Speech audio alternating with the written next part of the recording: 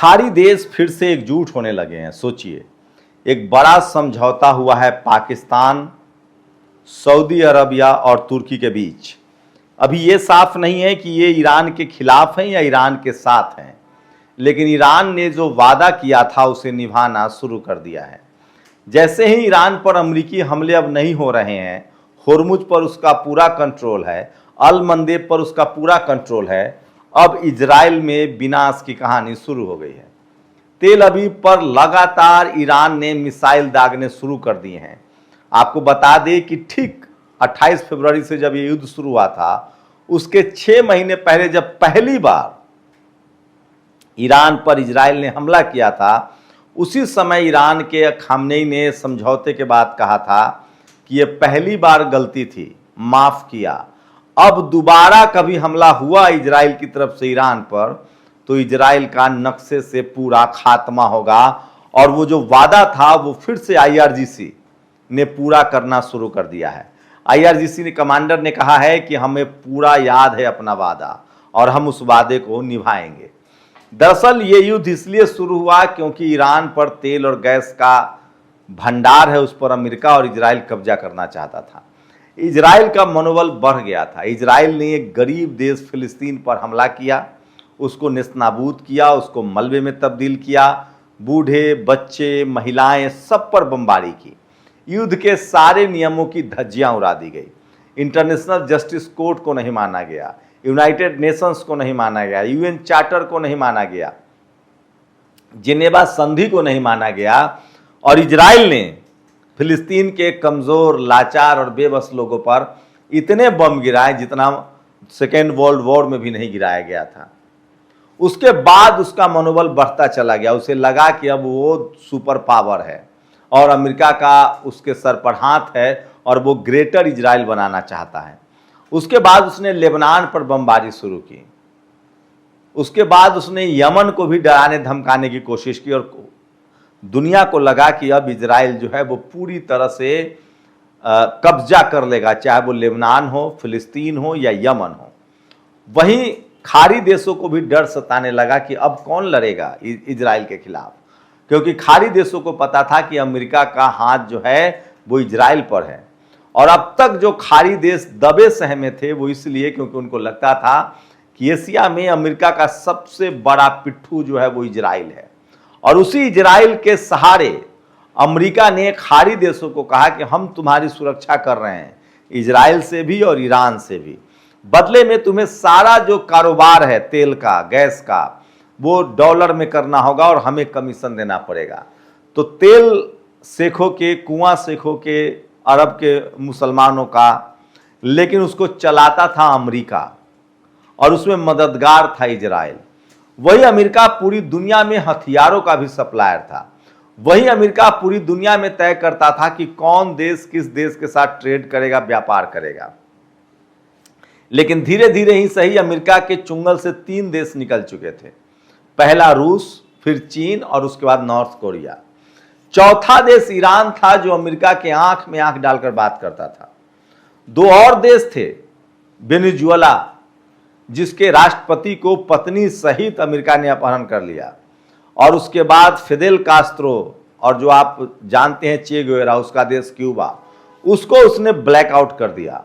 Greenland पर उसने कहा कि अब हमारा कब्जा होगा। अमेरिका का भी जो लालच था वो बड़ा होता जा रहा था, बढ़ता जा रहा था। और उसके बाद एक तो करेला उस पर से नीम चढ़ा, एक तो अमेरिका साम्राज्यवादी, और उस देश में एक ऐसा राष्ट्रपति आ गया जो दुनिया का सबसे ज्यादा धमकीबाज, गालीबाज और अनप्रिडिक्टेबल है। नाम डोनाल्ड ट्रंप। डोनाल्ड ट्रंप को ने नारा दिया था राष्ट्रवाद का और कहा था कि हम अमेरिका को फिर से महान बनाएंगे। और जब उसने वेनेजुएला के राष्ट्रपति का अपहरण कर लिया तो उसे लगा कि अब तो दुनिया को 2 मिनट में वो जीत सकता है। वेनेजुएला के राष्ट्रपति के अपहरण के बाद उसने कहा कि ग्रीनलैंड खाली करो या ग्रीनलैंड हमारे साथ डील करो और सारे संसाधन हमारे होंगे।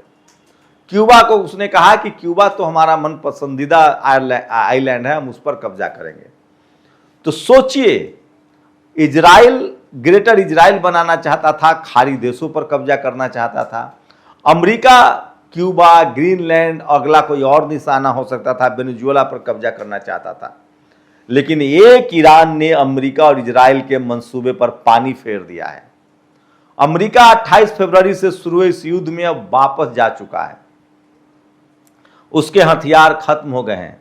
बकायदा ईरान ने प्रदर्शनी लगाई है कि उसने अमेरिका के कैसे कैसे जेट, कैसे कैसे ड्रोन को मार गिराया है। इसकी वहां प्रदर्शनी लगाई गई है, वीडियो जारी किए जा रहे हैं। तो सोचिए 28 फरवरी से शुरू हुए इस युद्ध में अगस्त तक आते आते अमेरिका युद्ध से पीछे हट चुका है और वो लगातार कोशिश कर रहा है कि इजराइल को छोड़कर ईरान के साथ समझौता कर लिया जाए ताकि होर्मुज खुल जाए और उसके यहाँ तेल और गैस की किल्लत ना हो। अमेरिका का मंसूबा था कि वेनेजुएला की तरह ईरान में अपना पपेट बैठा दिया जाए और दुनिया में सबसे बड़ा तेल और गैस का भंडार ईरान के पास है, उस पर कब्जा कर लिया जाए।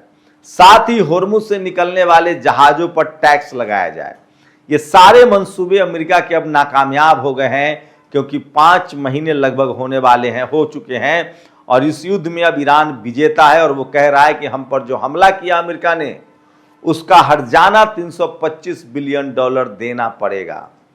साथ ही जो 45 साल से ईरान पर प्रतिबंध था वो भी खत्म हो गया है और ईरान ने जो वादा किया था कि हम इजराइल को नक्शे से खत्म करेंगे और फिलिस्तीन को पूरा आजाद कराएंगे, उस पर उसने काम शुरू कर दिया है।